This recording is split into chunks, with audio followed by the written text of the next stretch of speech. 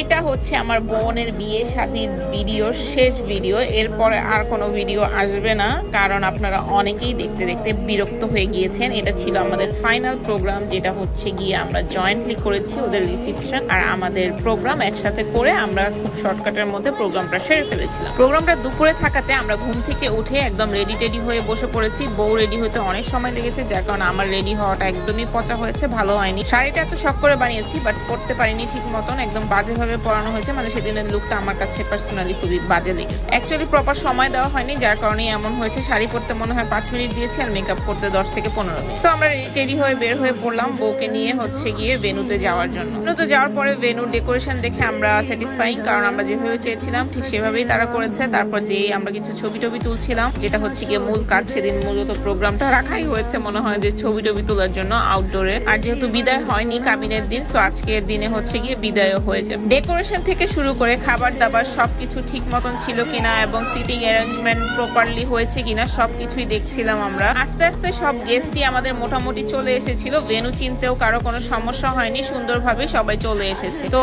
এর মধ্যে হচ্ছে গিয়ে বরের বাড়ি থেকে বড়রাও সবাই চলে এসেছে। তো আসার সাথে সাথে বর বউ একসাথে হচ্ছে গিয়ে ছবি ভিডিও যা যা করার তা করে নিচ্ছিল। অ্যাকচুয়ালি যারা প্রোগ্রাম হোস্ট করে তাদের হচ্ছে গিয়ে প্রোগ্রামের দিন আর কোনো তেমন ভালো ছবি ভিডিও কিছুই থাকে না। যেমন আমার কথাই বলছি, আমার কোনো ভালো ছবি ভিডিও সেদিন কিছুই হয়নি, কারণ সবকিছুই মোটামুটি দেখতে হচ্ছিল যে সবকিছু ঠিকঠাক আছে কিনা। আমরা আবার হচ্ছে গিয়ে কফির ব্যবস্থাও করেছিলাম, যেটা হচ্ছে গিয়ে আনলিমিটেড সবাইকে প্রোভাইড করা হচ্ছিল, সেটাও প্রপারলি দিচ্ছিল কিনা সেটাও আমরা দেখছিলাম। সো এগুলোর ক্লিপ নেওয়া হয়নি, অনেক কিছু ক্লিপ নেওয়া হয়নি, কারণ এত ব্যস্ততার মধ্যে এত কিছু আর কি হয়ে ওঠে না। সবার খাওয়া দাওয়া শেষে আমরা হচ্ছে লাস্টলি খাওয়া দাওয়া করার জন্য বসেছি। তারপর হচ্ছে গিয়ে সন্ধ্যা, এটা হচ্ছে গিয়ে ওই মোমেন্টেও দেখেন কি পরিমাণ মানুষ ছিল, কারণ সবাই জায়গাটা খুব বেশি পছন্দ করেছে এবং লাস্ট পর্যন্ত সবাই মোটামুটি ছিল। আর this is the final part, যেটা হচ্ছে গিয়ে বিদায়, যেটা একটা বাবা মার জন্য খুব বেশি কষ্টের। সো কি আর বলার, সো এটা তো হইতেই হবে, এটা হয়। তো সবাই মোটামুটি কান্নাকাটি করে ফেলছে, কিন্তু যার বিয়ে সেই কান্নাকাটি করে না। এটা ভালো,